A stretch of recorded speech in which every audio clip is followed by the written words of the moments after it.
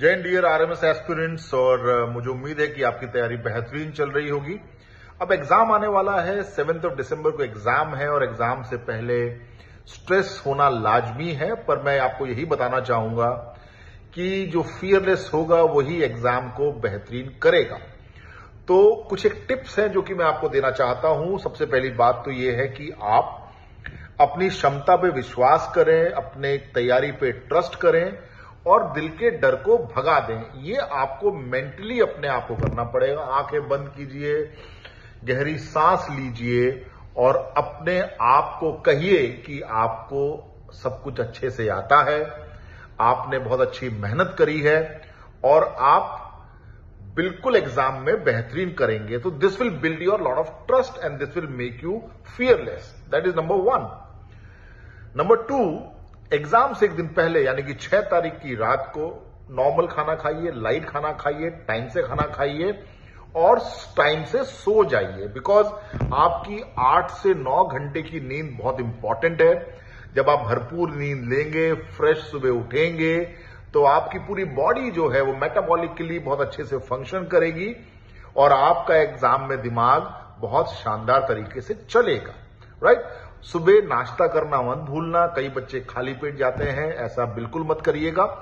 आप नाश्ता करिए ढंग से और आप एक चॉकलेट बार अपने साथ जरूर रखिए सो दैट आपका जो एनर्जी लेवल है वो बहुत स्ट्रांग बना रहेगा। और अपने आप को हाइड्रेटेड रखिए। ये मत सोचिए कि मुझे अगर वॉशरूम जाना पड़े तो मेरा टाइम वेस्ट होगा। एक्चुअली आपकी बॉडी जो है वो फंक्शनिंग के लिए उसको हाइड्रेशन बहुत इंपॉर्टेंट है, ताकि आप जब एग्जाम दें तो आपका दिमाग सुचारू रूप से काम करे, आपकी बॉडी के अंदर शुगर लेवल बिल्कुल राइटली मेंटेन रहे। क्योंकि हर चीज को आपके सेल्स जो हैं उनको एनर्जी चाहिए, उनको शुगर चाहिए, उनको ग्लूकोज चाहिए, एटीपी मॉलिक्यूल्स बोलते हैं। चलो वो तो साइंस हो गई, लेकिन आपको एनर्जी चाहिए। तीसरी बात कि जब आप एग्जाम दें, ऐसा हो सकता है कि शुरुआती कुछ क्वेश्चन आपको चैलेंजिंग लगे, तो उनसे आप घबराएं नहीं, क्योंकि एग्जाम तो बड़ा है, नंबर ऑफ क्वेश्चन बहुत ज्यादा है और किसी भी क्वेश्चन के साथ कुश्ती ना खेलें आप। ठीक है कि नहीं इसको तो मैं करके ही मानूंगा, ये तो मेरी इज्जत का सवाल है, ये टॉपिक तो मैंने बहुत अच्छे से पढ़ा है। नहीं, sorry, if you are attempting it, first of all read the question very carefully. ठीक है? जल्द टाइम की बचत के चक्कर में, जल्दबाजी में हम क्वेश्चन पढ़ते हैं, अल्टीमेटली नतीजा क्या होता है क्वेश्चन हमें समझ में नहीं आता। सो इट्स बेटर कि आप चबा चबा के, कहते हैं ना जिसको चबा चबा के खाना खाना, चबा चबा के शब्दों को पढ़ना। बहुत तसल्ली से आप शब्दों को पढ़िए, एक सही स्पीड से पढ़िए। एसिमिलेशन, इसलिए हम हमेशा से कहते आए हैं कि रीडिंग हैबिट किस लिए इंपॉर्टेंट है, बिकॉज रीडिंग हैबिट जितनी तेज करेंगे उससे आपका दिमाग की एक मेमोरी और एक मसल मेमोरी आपकी बन जाती है, आपको फटाफट तुरंत चीजें ग्रैब होने लगती हैं। तो आप क्वेश्चन को ढंग से पढ़िए और क्वेश्चन को सॉल्व कीजिए, अगर उलझिए मत, आगे बढ़िए। चौथी बात, जब आपने क्वेश्चन सॉल्व कर लिए तो जो क्वेश्चन आपसे नहीं हो रहे, जो हो गए बहुत अच्छी बात है। किसी में आपको डबल चेक करना है, उस पर आप निशान लगाइए, अपना ही कोई एक कोडवर्ड लगा लीजिए। ए मतलब मैं दो बार चेक करूंगा, बी मतलब मैं इसको लास्ट में अटेम्प्ट करूंगा, सी मतलब बहुत मुश्किल है, देखी जाएगी। समझ लो, इस प्रकार से आपको कोडवर्ड देने, सो दैट जब आप क्वेश्चन पेपर को दोबारा देखें तो आपको पता हो मुझे ए वाले देखने या बी वाले देखने या सी वाले देखने। That will save your time.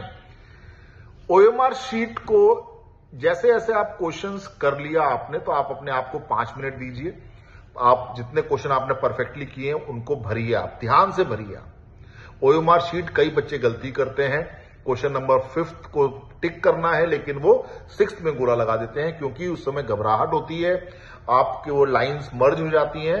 तो इसलिए मैं कह रहा हूं कि बहुत फियरलेस होकर काम कीजिए। तो ओएमआर शीट बहुत ढंग से भरना है। बाकी मेरी फैकल्टीज आपको सब कुछ बता ही रही हैं।